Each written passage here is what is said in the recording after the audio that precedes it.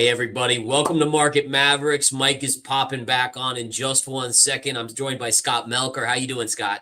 Good, man. It's been a long time. I'm glad we're back on air. Yes, it is. And I see Mike's logging in, but I don't see a picture of him yet to share, so I will as soon as he pops on. But he's got his forecast just like everything. But as long as I have you here, Scott, let's talk about this recent drop in Bitcoin. How low is it going to go? Or is this just pause before later this year we're at 200,000 like so many people are saying? There's Mike. I'll err towards the latter, and it's hard to say when prices are down, but I think that this is pretty par for the course on previous corrections. I think the reason that people are panicking so badly, obviously, is the state of the altcoin market, right? But you can check here, like I had posted this for 2017 corrections. This was last March. I posted this when people were panicking. You take a look, anywhere from 41% to 27%. Right now, we're at a 25% correction off the top. This wouldn't even make the chart for a 2017 standard bull market correction, but we're around the medium for the corrections of that 2021 bull market when you're looking at, 21, 31, 26, 55. But that said, it's hard to get panicked when you're 25% off the top. Chart doesn't look stupendous, of course, but still, testing the 200 MA here on the daily. We're oversold for the first time here on the daily chart. If you're taking a look since last August, that was the bottom when we were in the 50s. Was last time we were oversold there. Fear and greed index is the lowest it has literally been in years at 10 for crypto, aligning with that. I saw from Lunar Crush that social sentiment was at the lowest since last August, exactly when our RSI was oversold. So listen, I'm not saying a permanent bottom is in, but I'm saying you have a very reasonable case right now for a serious bounce when everything is seemingly oversold and irrationally fearful. I mean, 10 extreme fear when Bitcoin is at $83,000, $84,000 just blows my mind if you go back a year and think about what a dream these prices would be. That's true. It's true. And I was just looking at, you were talking about the normal corrections, and I was just curious. And I was like, well, what if we go down to that previous all-time high, which is going back to the March 2024. So not even a year ago, almost a year ago. And that would be a 33% correction on Bitcoin, which honestly, like you're saying, is basically the run of your mill, even on the lower side of what we've seen historically. So that makes a lot of sense. I know Michael Saylor's not a trader, but man, like if he just waited a little bit, he could have bought so many more Bitcoin. Oh, well. Neither here nor there. I know he's a long-term holder there. Mike, how you doing today, buddy?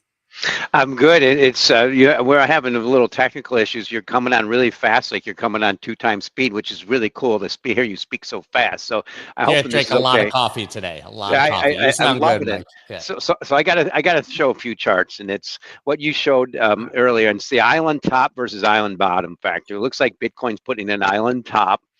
And that 100,000 threshold, I think, could mark similar to me. This whole market is just like the stock market was almost exactly 25 years ago today.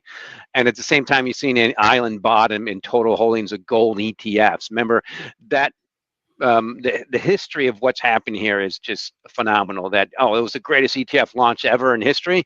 That might have put in the peak. Remember, insiders made money, and when it gets to the mainstream, you want to watch out. And the gold's starting to flip back up. The key thing I also want to point out is the gold, Bitcoin to gold ratio, another island top. I mean, these things are not good, and it's just kind of the indications you get sometimes when you're selling. You should be when it's selling. Should be selling when they're yelling. We got a lot of that. Now we're just going back to normalization. I think, Scott, what you pointed out is key. Yeah, okay, so the short-term stuff is probably getting way oversold. Great for buying opportunities and stuff. But the key thing I also want to point out here is what's happening with S&P 500 versus gold. It's breaking below that key support that's around 2 ounces of gold per one S&P 500, and it's just these things are all linked. And so I'm making the call of a lifetime that this stuff is going to continue. And I want to point out one key thing that's happening is you look at the other way around. Gold divided by S&P 500 might be breaking above this key resistance. And I'll end with what I still think McGlone, you've been wrong for 2 years. Admitted. The next big trade I think was going to be is going to be U.S. Treasury long bonds. Yes, TLT now is up about 5% on the year. S&P 500 is down. That's nothing compared to what I've been hoping for, expecting way early. Yes, I get it. And I used to do it. Now I just say it. So complete respect for you and those who do it. But this, I want to show you here. This is a chart of the Bloomberg total 20 plus year bond index. It's like the TLT, total return. It's the lowest versus the S&P 500 ever. Now, our database is only going back over 30 years. It's like, yeah, just a little reversion. That's a big trade. And that's the key thing we spoke about before we hopped on, but it's the key thing to remember about this year.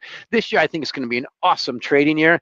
Buy and hold, forget it. Just look to trade and make some money being speculative, and don't get married to positions. I think that's the way to look at it for now. Really quickly, Mike, I'm actually looking right now at the Bitcoin to gold ratio. Do you recall when you and Dave made the Macro Monday bet of whether gold or Bitcoin would outperform for the year? Because I think it might have been last March, and I think you might actually have won or be winning. I prefer to lose those bets, actually, because that your show's great, just like your show's, Gareth. I love being on part of the banter, and a couple $100 I don't care about among friends. Come on, that's just fun, but that's okay. I appreciate you remembering, because one thing about getting a few right is I get a lot wrong, and that one just, that one I was thrown down on the mat for quite a while, and it's usually how it works. McGlone, and sometimes you're early, but when it's the delayed reaction gives you some of the biggest positions ever, and that's when I point out things like I showed here. I think we're going to have epic. I mean, I'm making the call of a lifetime, and then just based on normal reversion, that is, we're just so expensive in the stock market and so cheap in bonds.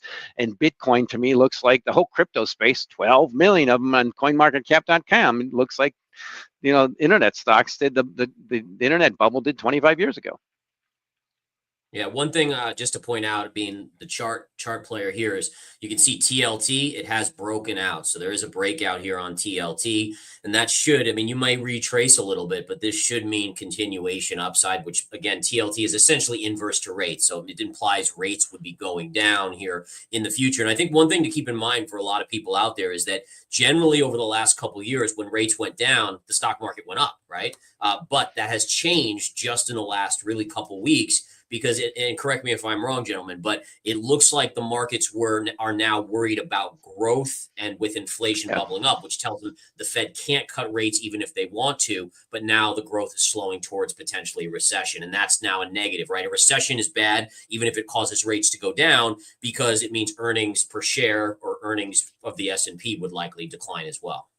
So I want to hear Scott's view on this, but I think it's so important you mention earnings, because it's the most important thing I think about tariffs is, why have your profit maximized U.S. companies focused so much the last decades on exporting and offshoring goods and production and everything because of earnings? Now, when you shut that off with tariffs, that's going to hit earnings, and that's also the key focus of my colleague Gina Martin Adams at the beginning of the year. There's just way too much optimism for earnings. Then you add in Doge. Now, we have the world's most significant employer and money printing machine cutting back significantly. I've never seen anything like this, and they're doing it just like I hope they would. Move fast, break things, and worry about it later. And we got 2 years, and history is going to judge them, I think, positively. In the meantime, you should have discombobulation. So right now, we're still unchanged on the year S&P 500. And this is nothing compared to maybe God help us if we get to the 200-day moving average. We haven't done that in over almost a year and a half. And today's news cycle was insane. I pulled up one feed and it was tariff this, tariff that. Every country you could name, EU tariffs, China extra tariffs, Mexico and Canada tariffs back on, and the market is relatively flat. I think the story in the market today is NVIDIA, good earnings, but not good enough. So that's down, and tech's down, and it's driving everything else down. But I don't think it's actually tariffs and all of this crazy news cycle that's really moving the market at the moment. I think NVIDIA earnings is today's story. I think you're pointing out something really key, and this happened in crypto too, is that we've seen crypto roll over significantly following really the inauguration, right? Because there was this amazing excitement when Trump was elected because of his favorability towards crypto. You had all the excitement into his inauguration and what he was going to do for crypto. And now afterwards, there's like this air pocket where investors are like, well, okay, well, what's next? What's the next driver of crypto? Well, now we've gotten through NVIDIA earnings, and all of a sudden it's like, okay, well, what's next? All I see is tariff, which isn't good news. We can't be like, oh, but don't worry, NVIDIA will report earnings tomorrow. No, that happened now. And you got this air pocket. So I think you're right on that. Yep.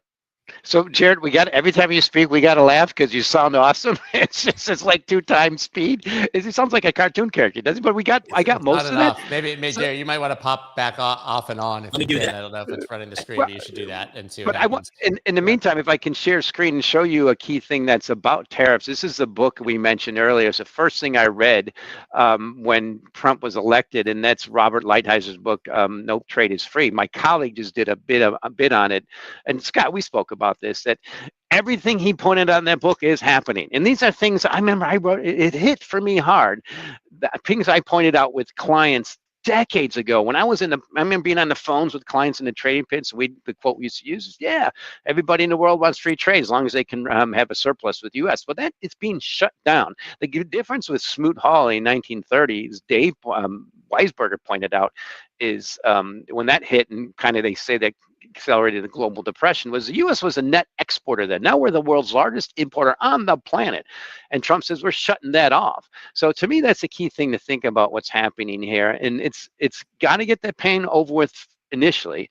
But the thing that's happening with, I think, I want to appreciate that I think people missed about cryptos. The thing I learned in commodities is typically in commodities, the companies that actually mine and produce those commodities make money and perform generally, typically, most notably in energy and agriculture, much better than the actual commodity because they make more and more of it every day with rapidly increasing technology and pressure the commodity prices. That's the key thing I'm happy in cryptos I think people missed. Before Trump was elected on CoinMarketCap.com, we had 2 million. Now we have 12 million of them. You just can create so many of them easily. And we had every single sign that the bell was ringing that, yeah, this space is just too expensive. So things like Doge and Shiba Inu, and most of them we should lop zeros off the value because they still don't even make sense to me. Yet you look at over the equity market, at least you have earnings. But the key thing I want to point out about Trump optimism is typically what happens in cycles, and as Gina pointed out, is once you get the optimism when you have a new president. Now he's not a new, but a president that shifts a new regime. When they come in, you bump up to, but within a month or two, particularly February, it's usually a real bad month when you have a new president come in because that optimism's over. And I want to point out the key thing about this new president is the cycles are completely against him in terms of the valuation of the equity markets. Now, the most in 100 years versus stock market cap to GDP. Last year, we created $12 trillion of stock market wealth, the most in history, 40% of GDP. And okay, and we're taking that off. So I guess I lost my screen. You can stop the share screen on that. And then you look at the valuations, and just here's what we talked about earlier, right before he came on. Remember last week or so, Gareth, you said you were talking about Walmart, and I just loved Ed Yardeni's take on Walmart. Well, it trades 38 times earnings. The average for the last 20 years is 18. Isn't that a little expensive for a retailer? Yeah. And can I is my mic still bad? You're good. No, you're good now. All right. Although I liked it before, it was more fun. Well, it's all the energy drinks that I'm drinking in this trading environment right now, because it's got to be like I know people are kind of looking at the markets and crypto and being like, oh my gosh, this is crazy. But for a trader, this is the volatility that you make your bones in. This is good stuff. So great points, by the way, from both of you guys for that. And so again, I'm looking at Ethereum right now on one of my screens here. It's getting close to what I could have as potential support. Let me show it to you guys. I just have to reshare since I logged out.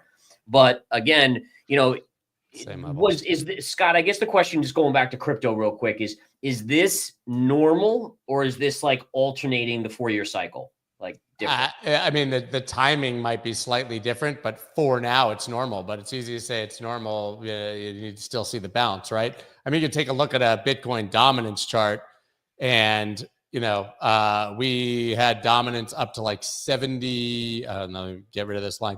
I think dominance in 21 or in 20 went up to like 74%, right? I mean, you had this dip, rage, and then alts fell off a cliff. We just need to see it happen again, but it sort of happens every cycle that you have this Bitcoin move, dominance absolutely rages, and then eventually falls off a cliff. So we're waiting for it to fall off the cliff in this case, but it's really not as crazy as it seems. If you've been here before, it just hurts worse every time.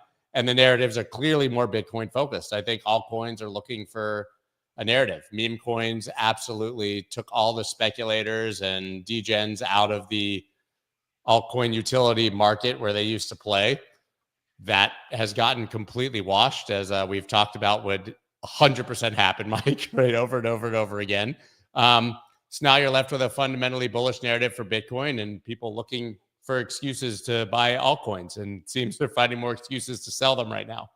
Well, I appreciate you bringing up Ethereum. Ethereum has been my favorite technical indicator for one simple thing. You're supposed to sell everything when it gets to 4,000 and buy when it gets to 2,000. Now it's getting near 2,000 if it starts knocking below 2,000, but I don't see any positive upside for Ethereum because remember one thing that Bloomberg asked me is kind of curtail coverage, so I don't dig it in as much anymore. So I've enjoyed the 30,000 view. I don't see the upside because you can say that Bitcoin's digital gold. I get that. It makes sense. It's the indefinable diminishing supply, increasing demand and adoption, all that stuff we've been saying for decades. But what's Ethereum? And there's 12 million or so better versions, maybe not 12 million, a couple hundred. And every day the technology is improving, like there's Solana and all the other ones. I just don't see the upside for the actual token of Solarium. I'm sorry, oh my God, I'm going to go launch Ether, a meme coin called Solarium. I have to do that right of now. Ether, but to me, the technical's been great. When it popped up at about 4,000, that was a sell. Now it's near 2,000. That's a buy. That's a support level. I think I can't remember the numbers, but many times you said what stops it from going to, was it 2,000? You kept saying over and over again because it did it. I mean, we basically got there. 2,100. Yeah. Well, you snapped up some of those quick, didn't you? I'm very much a buyer of Ethereum in the 2,000 to 2,100 range. There you go. So trade it. It's getting oversold. It's a great trade, but that's the key thing. So what we're supposed to do is get a bounce. It's the next big trade. If it starts ticking down below that, now that's when you know you got something big. Yeah. Yep, I agree. I just want to bring up this chart here. I see some comments about the market's getting crushed. You're right. The S&P is falling now, down 1.3%. This is a trend line I'm paying close attention to. This goes actually back to October of 2023. And the reason it's called a trend line for those of you out there is because it's a trend, right? So it's telling you that this has been an uptrend in the market. A break of this can be very detrimental to that trend, obviously, and might be the start of something bigger. Obviously, we'll have to watch over the next couple of days. The NASDAQ 100, interestingly enough, had already broken its trend line here, and that was just days ago. And you can see today we gapped up, and what happens? It gets crushed as tech is selling. NVIDIA opened up and is just getting crushed now. Take a look at NVIDIA here. Look at this drop on NVIDIA. Holy cow. Down almost 7% on a $3 trillion company. That is a big time drop. So there's some stuff going on here. Yeah, we're still clearly in the nobody knows what's good or bad news phase of irrational markets because NVIDIA actually did well. Earnings were good, objectively.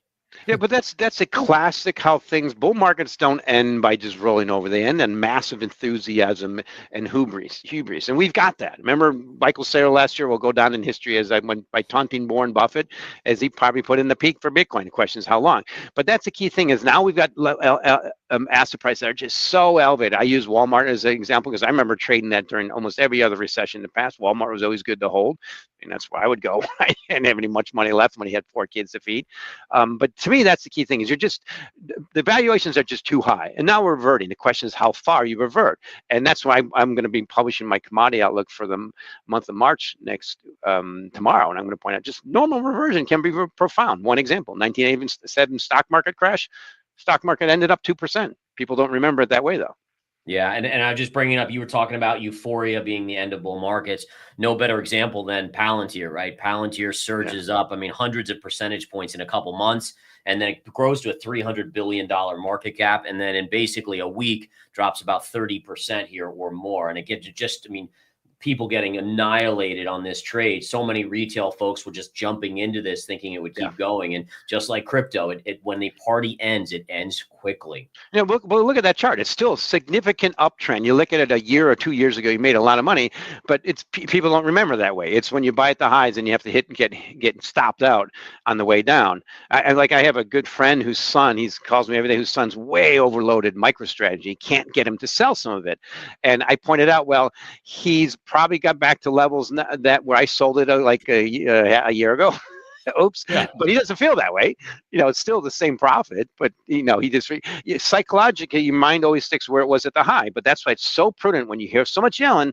It's a lesson I've learned in trading pits, and I've heard it from customers. When you hear that much yelling and you got profits, you don't tempt the market gods always. And people just tempted the market gods too much. So the big question, Scott, is did the Trump coin actually mark the top?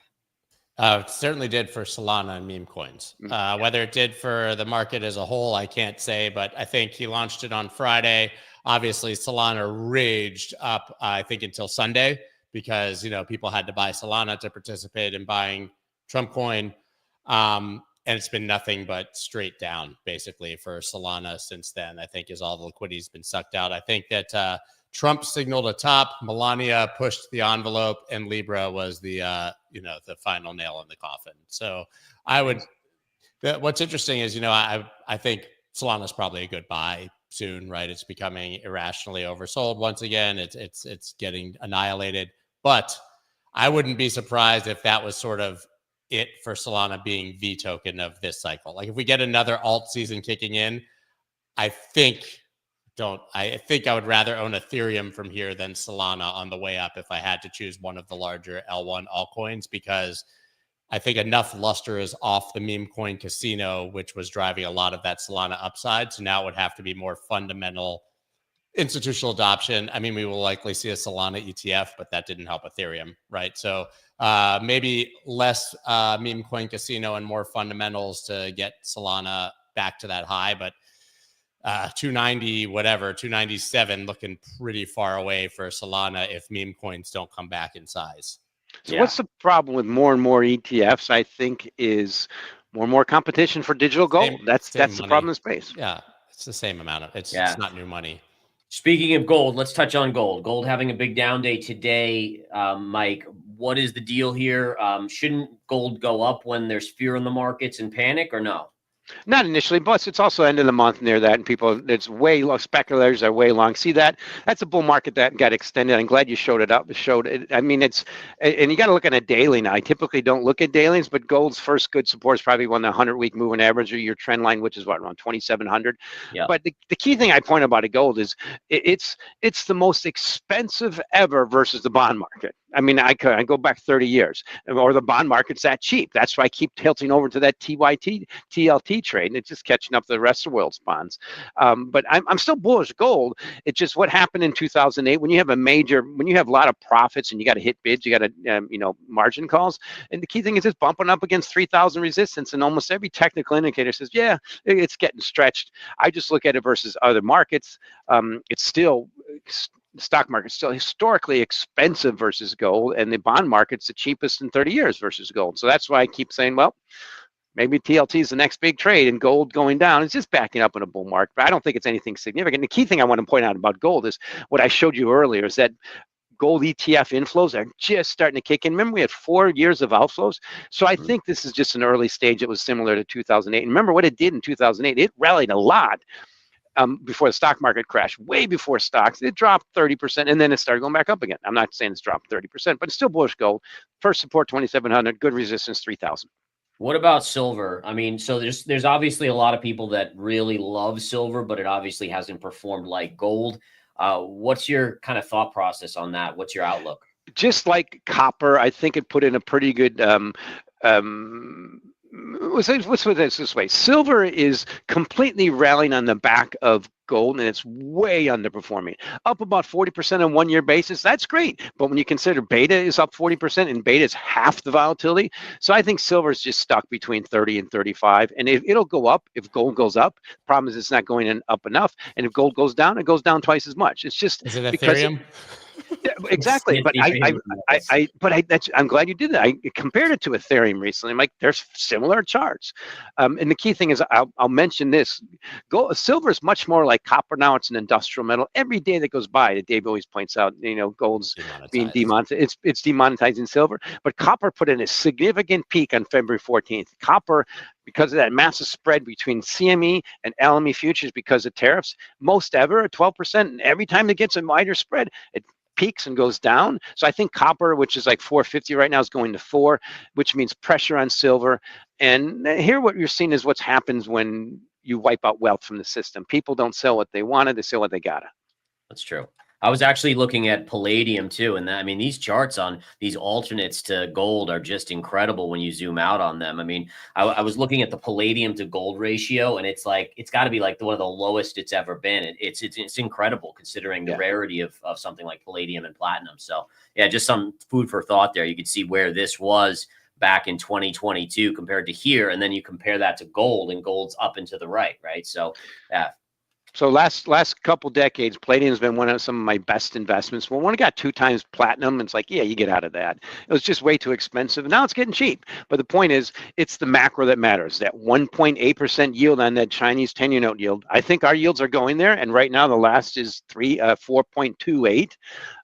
There's so much room in our bond market, but there's so much room for normal deflationary forces to follow what's happening in China. Palladium's a big part of it, and then it's also the macro is, we're going to EVs. You just don't need the catalyst for emissions control anymore that palladium and platinum offer. Scott, what do you think about the biggest drivers? Like, we got about 5 minutes left. I kind of want to think about over the next month, let's say, what are you focusing on in terms of the biggest movers for the market, for crypto in particular? So I'm looking for some furthering, I think, of the expected promises from Trump. I think he has actually been following through, and people aren't giving him enough credit. I mean, we have Percent Atkins, Brian Quinten's, every single, commissioner is a Bitcoiner we have in place. The SEC has dropped cases against Coinbase, Robinhood, Consensus, Uniswap. Let me know if I missed one. There was another one today, all in the last week. So I think we're getting the regulatory environment that he promised. I think any movement on a strategic Bitcoin reserve would likely be bullish, although I don't think most expect it. And we are seeing movement towards stablecoin legislation and market structure legislation. So maybe if one of those things actually starts to look real, it could be a catalyst. But to be honest, as I kind of joke, I think, if Bitcoin bounces, we get oversold, we get a nice big bounce, higher prices, we get higher prices, and people start piling back in. We just need some sort of catalyst that's going to get things flying. But this is how it feels at this part every time. Bitcoin corrects, and it's all over. The bull market's over. I showed you the chart. 25% correction for Bitcoin is nothing, right? So, I mean, it's just, the minute, if we start to see Ethereum make a 10, 15% move, imagine what that does to the confidence in the altcoin market. It doesn't take much to catch a spark.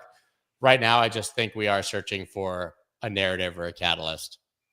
Do you think that the crypto market investors, can they be satiated essentially? Like, can Trump do enough, or they're always going to want more? No, they're always going to want more and faster. That's the problem. So for some reason, crypto people believe that these would be the main priorities of his administration, as if, tariffs and the border and the larger issues at hand would not be the main narrative. So I think they just need to calm down and be patient. I think we're in a situation where we have a lot of very short-term headwinds, Bybit hack, Trump token, Libra, things like that are pretty glaring, awful things that have happened of late. And then obviously market trading uncertainty generally, with these massive tailwinds of, regulatory, legislative clarity, adoption, more companies buying Bitcoin. I mean, you got the Abu Dhabi Sovereign Wealth Fund buying $500 million worth of Bitcoin. And these are huge, huge fundamental events that would have been all of the news a year or two ago that aren't even in the news anymore, right? I mean, Michael pointed and say, listen, that means Bitcoin's kind of just in the narrative now, so there's not upside, right? And maybe that, when big news isn't big news anymore because we're just a part of the cycle, maybe the volatility will diminish. But I think it's going to be, I think we're going to have a massive upside as long as the macro stays intact. I do agree, though, if macro goes really bad, that it could get exceptionally ugly. So, Mike, what about you? What are the big things you're watching over the next couple of weeks, for instance? I think in the macro, to piggyback on what Scott said, I'll reiterate what I've been saying for a while. I think the crypto space will stabilize and be okay as long as the U.S. stock market goes up. And we're the most overdue since I remember 1999 and 2006. I said that because I was way early, for just some normalization. It'll just get me back to the 200-day moving average in S&P 500 so I can reassess where to buy Ethereum or Bitcoin or even copper. Everything's so linked when you get this expensive. And I think the key problem I have with Bitcoin, I think it's most important, is it will never get better than what happened in 2024. With the most significant thing ever was that antagonist shifting to zealot, and that's President Trump. I think the key thing to think about here is, yes, it's so important that now it's, we can now move ahead with crypto, moving forward with the space, but it means massive supply. It doesn't mean the price is going to go up. And that's the problem. We have too much supply in this space, and that means pressure lower. So I point out Bitcoin has a much higher correlation to Ethereum and XRP and Solana and Dogecoin than it does the stock market. And guess what? All the correlations are positive, and stock market's going down. Well, it's going to be interesting this next week, and hopefully we're back next week, next Thursday, folks. I want to thank these gentlemen for joining here. Socials are at the bottom. Please follow them, and it's certainly getting crazy out there. So we'll be back hopefully next week, and thanks for everyone tuning in. Talk to you soon, guys. Take care.